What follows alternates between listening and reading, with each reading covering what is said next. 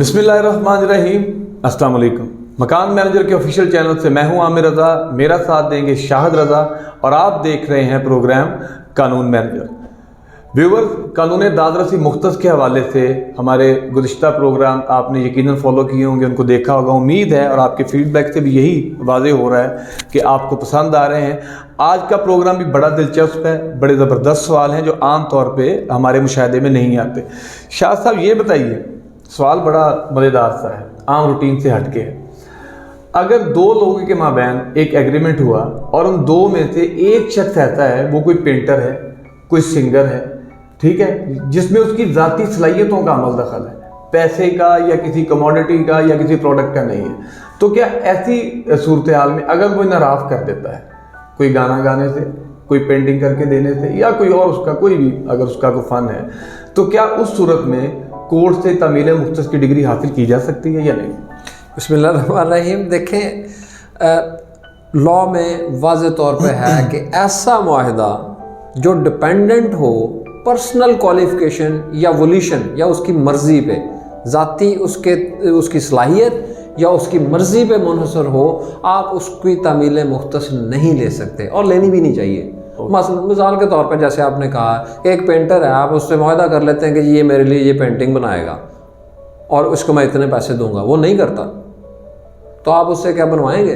वो ख़राब बना देगा। ऐसे ही अगर आप कहते हैं कि ये मेरे लिए गाना गाएगा और मैं स्टेज पे इससे गाना गवाऊंगा, अब वो गाना खुशी का है, आप उसे ज़बरदस्ती धक्के से ले जाते हैं, ये बात ठीक है, तो वो अताउल्लाह वाला गाना गा देगा, तो फिर तो आपको एप्रिसिएशन नहीं होगी। बिल्कुल। तो इसलिए पर्सनल जो उसकी रजामंदी पे मुनहसर हो या उसकी पर्सनल ज़ाती सलाहियतों पे मुनहसर हो, ऐसे मुआहदे पे तमील मुख्तस नहीं होती, हर्जाना ले सकते। अच्छा, अगला सवाल है जी, ये आमतौर पे हमारी नज़र से गुजरते हैं ऐसे एग्रीमेंट, फिर वही बात के अनप्रोफेशनल जो लोग हैं वो कर देते हैं। अच्छा ये बताइए, एक एग्रीमेंट है, उसकी डेट ऑफ समझ लें कि शुरुआत या आगाज़ या उसके इब्तदा कि एक एग्रीमेंट है, उसकी इब्तदा की तो डेट मौजूद है कि इस सर्टन डेट से ये मुआहदा शुरू होगा, लेकिन वो ख़त्म कहाँ होगा, उसकी मुद्दत का आखिर इख्तिताम कहाँ होगा, वो मेंशन नहीं है।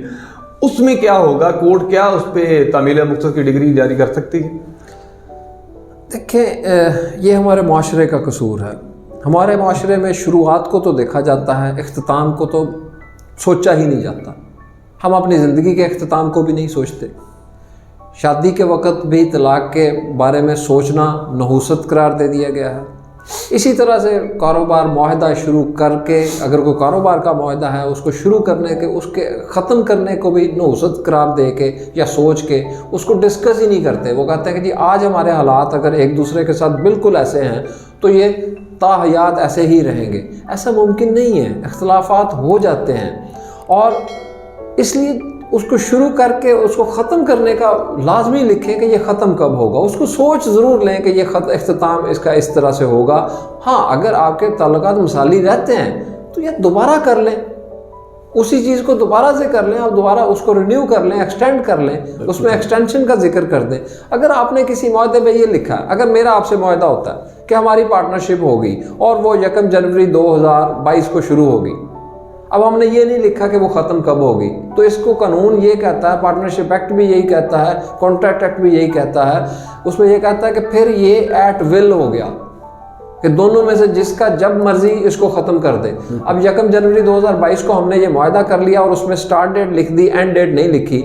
अब उस पर मैं आपके ख़िलाफ़ दावे में चला जाता हूँ और मैं कहता हूँ कि इससे तामील मुख्तस करवाएं कि मेरे साथ ये कारोबार करें। आप कहें कि जी 1 जनवरी को मुआहदा हुआ था, 20 जनवरी को क्योंकि मेरा इख्तियार था, मैं तो वो ख़त्म भी कर चुका, मेरी तरफ से तो वो ख़त्म है, तो इसकी तामील मुख्तस नहीं हो सकती, जिसमें आपने उसको, ये भी मुबहम की शक्ल में ही आता है कि आपने वाज़ेह तौर पर उसकी एंड डेट नहीं लिखी।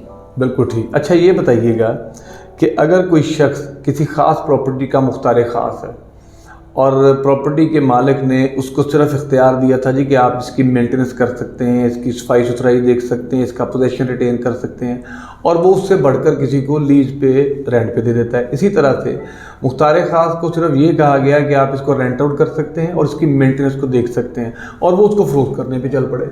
तो क्या अगर कोई मुख्तार ख़ास अपने दायरे इख्तियार से बढ़कर कोई एग्रीमेंट किसी थर्ड पार्टी से कर लेता है उस सर्टन प्रॉपर्टी के हवाले से, तो क्या उसकी तामील मुख्तस हो सकती है? फ्रॉड इस दुनिया में बहुत ज़्यादा है, इसीलिए वो कहते हैं कि बायर बिवेयर, मुश्तरी होशियार बाश। खरीदने वाले को खुद सोचना है। आम तौर पे फ्रॉड की मैंने जो आज तक फ्रॉड देखे ना, उनमें क्लासिक एग्जांपल ये देखी है कि जो खरीदने वाला है ना, उसको लालच होता है कि ये इतनी महंगी चीज़ मुझे इतनी सस्ती मिल रही है, और वो उसी में जाके वो अपने सारे पैसे उजाड़ बैठता है। जब भी आप करें, अगर मुख्तार ख़ास को ये आप तो बात करते हैं कि उसको सिर्फ मेंटेनेंस का था और उसने किराए पे दे दिया, या उसको किराए पे देने का था उसने बेचने का कर लिया। अगर उसको ये इख्तियार दिया है कि आपने 3 साल तक का मुआहदा करना है और वो 3 साल 1 माह का मुआहदा करता है, तो वो भी उसके इख्तियार से तजावुज़ है। ओके। अगर असल मालिक आ जाएगा तो आप उससे तवील मुख्तस नहीं ले सकेंगे, क्योंकि उसने लिख के दिया है। आपका फ़र्ज़ है कि आप देखें कि इसके पास इख्तियार कितना है, जितना उसके पास इख्तियार है उसके अंदर रह के उसके साथ मुआहदा करें, अदरवाइज़ आपको तवील मुख्तस नहीं मिलेगी। बिल्कुल ठीक है जी। अच्छा, इसी की फर्दर्स में लेट सपोज मुख्तार ख़ास को छोड़ के उसी जगह पे कोई एक कंपनी है, प्राइवेट है, पब्लिक है, कोई भी कंपनी है, और जैसे आपको पता है कि हर कानून में है कि कोई भी अगर कंपनी बनेगी तो उसका कोई सर्टन ऑब्जेक्ट होगा, बिजनेस लाइन होती है उसकी। वो अपनी उस बिजनेस लाइन या जिस मकसद के लिए वो कंपनी बनाई गई, उस मकसद से हट के किसी थर्ड पार्टी से कोई एग्रीमेंट, कुछ सर्विसेज का, किसी सप्लाई का, किसी भी चीज़ का कर लेती है। तो क्या अगर वो मकसद से हटके करेगी तो उसमें भी तामील मुख्तस हो सकती है या नहीं हो सकती? कैसे हो सकती है? एक कंपनी को लाइसेंस मिला है कि इसने आप कह लेंगे साबुन बनाना है, आप उससे जो है वो मुआहदा ये कर लेते हैं कि ये मेरे लिए सोलर पैनल बनाएगी। अब सोलर पैनल बनाने का उसको इख्तियार ही नहीं कानून ने दिया, उसके पास लाइसेंस ही नहीं है, तो आप उसकी तामील मुख्तस कैसे करवा लेंगे? हो ही नहीं सकती। उसमें आप हरजाने में जा सकते हैं, लेकिन शुरू में आपको वो कोर्ट भी आपसे ये क्वेश्चन करेगी कि आपने मुआहदा करते वक्त ये नहीं देखा कि इसके पास इख्तियार क्या है। ये आपका काम था कि आप देखते कि इसके पास ये इख्तियार है जिसका वो आपसे कर रहा है। मसलन कि अगर आप मुझसे ज़मीन खरीदने के लिए राज़ी हो जाते हैं तो ये तो देख लें कि मेरे पास ज़मीन है भी या नहीं। बिल्कुल ठीक। या वैसे ही मैं आपको बेची जा रहा हूँ। बिल्कुल ठीक है। अच्छा शाद साहब, एक और बड़ा सादा सा सवाल है कि अगर कोई एग्रीमेंट ऐसा कर लिया जाए कि जिसमें एक बहुत लंबे अरसे, मतलब 2-4 साल नहीं, 20, 25, 30, 50 साल एक लंबे अरसे पे मुहित एग्रीमेंट कर लिया जाए कि उसमें ये पार्टी फलां इसकी ऑब्लिगेशन ड्यूटीज होंगी और ये काम करेंगे, तो क्या ऐसा जो बेतहाशा लंबे दौरानिए पे मुश्तमिल एग्रीमेंट, क्या उसके ऊपर कोई कोर्ट तामील मुख्तस की डिग्री दे सकती है? पर्सनल ड्यूटी जिसमें किसी ने आपके को पर्सनली को काम करके देना है, उसकी हद 3 साल तक की है। ओके। 3 साल से ज़्यादा लंबी पर्सनल ड्यूटी होगी तो उसकी तामील मुख्तस नहीं हो सकती। बिल्कुल ठीक है। यानी कि इसमें 3 से 4, 5, 6 जैसे ही वो दौरानिया ख़त्म हुआ तो उसके बाद, अच्छा उस हद तक हो सकती है क्या? विदिन 3 साल तक हो सकती, 3 साल से ज़्यादा की नहीं हो सकती। अगर आपने करना है तो फिर आप उस पर वही करेंगे कि आप उसको एक्सटेंड करेंगे, नया कॉन्ट्रैक्ट करेंगे 3 साल के, 3-3 साल के करेंगे। 3 साल से ज़्यादा की पैसे। इसका मतलब है कि जब भी एग्रीमेंट करें तो उसमें कोई बहुत लंबे एक दौरानिए पे ना रखें। कोई भी अगर आपके राइट्स और ड्यूटीज़ हैं, एक दूसरे के जिम्मे कोई काम है, तो उनको महदूद कीजिए एटलीस्ट 3 साल के अंदर। यही आप फरमाना चाह रहे हैं? ये सिर्फ उन कॉन्ट्रैक्ट्स के जिनके बारे में ये है कि इसमें एक बंदे ने कोई काम करना है दूसरे के लिए, को मुलाजमत भी करनी है, तो वो भी आप उसको 3 साल तक के लिए बाउंड कर सकते हैं।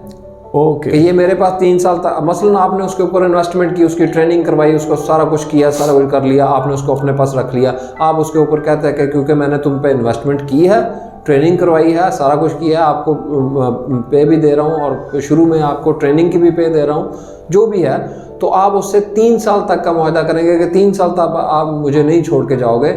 उससे लंबा मुआहदा करेंगे तो वो लॉ उसको डाइजेस्ट नहीं करेगा, थ्रो अप कर देगा कि 3 साल से ज़्यादा पर्सनल ड्यूटीज़ नहीं दी जा सकती, तवील मुख्तस नहीं हो सकती। बहुत शुक्रिया शाद साहब, आज के प्रोग्राम का टाइम था यहीं तक। नाज़रीन, फिर से आपकी खिदमत में मेरी वही रिक्वेस्ट जो बार बार आपसे दोहराता हूँ कि अगर आपको हमारी वीडियोज़, हमारे प्रोग्राम पसंद आ रहे हैं तो प्लीज़ इनको लाइक करें, शेयर करें, कमेंट सेक्शन में अपना फीडबैक दें और हमारे मकान मैनेजर के ऑफिशियल चैनल को लाजमी सब्सक्राइब कीजिए, बेल आइकन को दबाएं ताकि हमारी हर नई आने वाली वीडियो आप तक टाइमली पहुंच सके। अपना बहुत सा ख्याल रखें, हम दोनों को अपनी दुआ में याद रखिएगा। अल्लाह हाफिज़।